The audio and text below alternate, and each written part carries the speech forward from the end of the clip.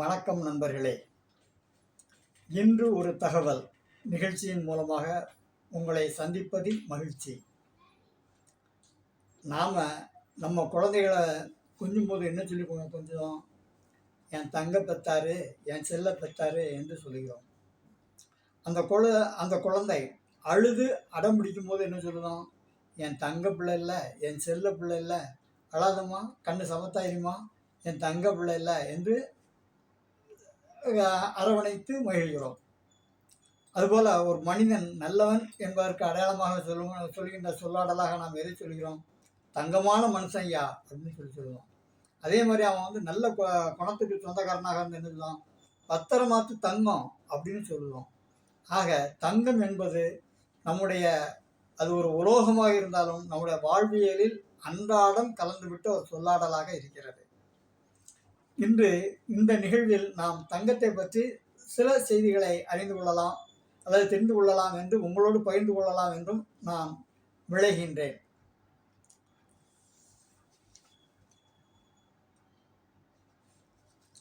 நான் சமீபத்தில் படித்த ஒரு பத்திரிகை துணுக்கு அல்லது செய்தி.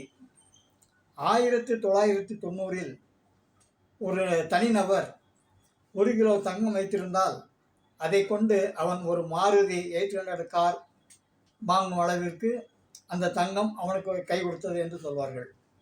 அதே 2000 அவன் 1 கிலோ தங்கம் வைத்திருந்தால் டயோனோ கார் வாங்கும் அளவிற்கு அவனுக்கு வசதி வந்துவிட்டதாக சொல்வார்கள். 2030 அவன் 1 கிலோ தங்கம் வைத்திருந்தால் வால்வோ பஸ்ஸே வாங்கும் அளவிற்கு அவனுக்கு வசதி இருக்கிறது என்று சொல்வார்கள். ஆக நிலையில்லாதது மனிதனுடைய மனது மட்டுமல்ல, தங்கத்தினுடைய விலையும் தான். இந்த தங்கத்தினுடைய விலையை நிர்ணயிப்பது சர்வதேச சந்தையான டீனா. உலக நாடுகளுக்கிடையே ஏற்படும் போர் பொருளாதாரத்தை நிர்ணயிக்கிறது. தங்கத்தினுடைய விலை ஏற்றத்தின் இறக்கத்தை வைத்துதான் உலக நாடுகள் தங்கள் நாடுகளில் உற்பத்தியாகின்ற பொருளுடைய விலையையும் நிர்ணயம் செய்கிறது. பெட்ரோலிய பொருட்கள் அன்றாடம் ஏறி இறங்குவதற்கும் காரணம் தங்கத்தினுடைய விலை மாற்றம்தான்.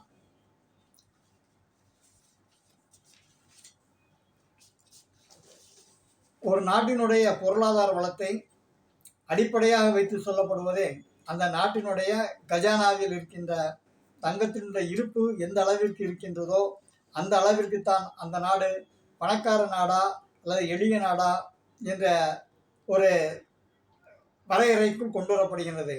ஒரு நாட்டினுடைய வாங்கும் சக்தியை, வெளிநாடுகளிலிருந்து பொருட்களை வாங்கும் சக்தியை நிர்ணயிப்பதும் அந்த நாட்டினுடைய அந்நிய செலவாணிக்காக அந்த நாடு கையிருப்பாக வைத்திருக்கின்ற தங்கத்தின் அளவுதான். இது மட்டுமல்ல,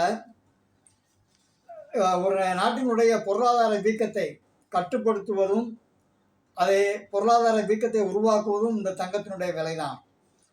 பொருளாதார வீக்கம் ஏற்படுகின்ற காலகட்டங்களிலெல்லாம் அந்த நாட்டினுடைய மைய வங்கிகள் என்ன நடவடிக்கை எடுக்கும் என்றால், கடன் வாங்கும் கடனுக்கான வட்டியை அதிகப்படுத்தும்.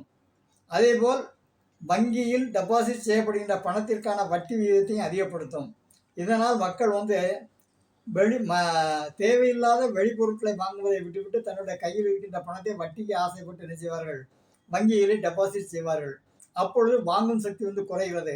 வாங்கும் சக்தி குறையும் பொழுது பொருளாதார வீக்கம் தானாகவே வடிந்துவிடும் என்பது இன்றைய பொருளாதார நிபுணர்களுடைய ஒரு கணிப்பு. 2015 உள்ள ஒரு ஆய்வின்படி இந்த பூமிக்கு அடியில் 1,86,700 டன் தங்கம் இருந்ததாக சொல்லப்படுகிறது.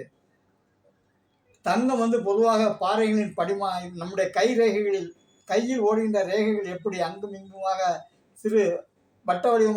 சிறு வடிவங்களாக ஓடிக்கொண்டிருக்கின்றதோ அதுபோன்றுதான் பாறைகளிலும் இந்த தங்க படிவங்கள் படிந்திருக்கும். அதைத்தான் நம்முடைய தொழிலாளர்கள் தோண்டி எடுத்து கொண்டு வந்து தருகின்றார்கள். ஒரு நாட்டினுடைய கஜானாவில் எந்த அளவிற்கு தங்கம் இருக்கிறதோ அதை வைத்துதான் அந்த அளவிற்கு தான் அந்த நாட்டிற்கு தேவையான காகித பணங்களாக இருந்தாலும் சரி, நாணயங்களாக இருந்தாலும் அச்சிடுவார்கள். அப்பொழுதுதான் அந்த நாட்டினுடைய பொருளாதாரம் ஒரு கட்டுக்கு உட்பட்டதாக இருக்கும்.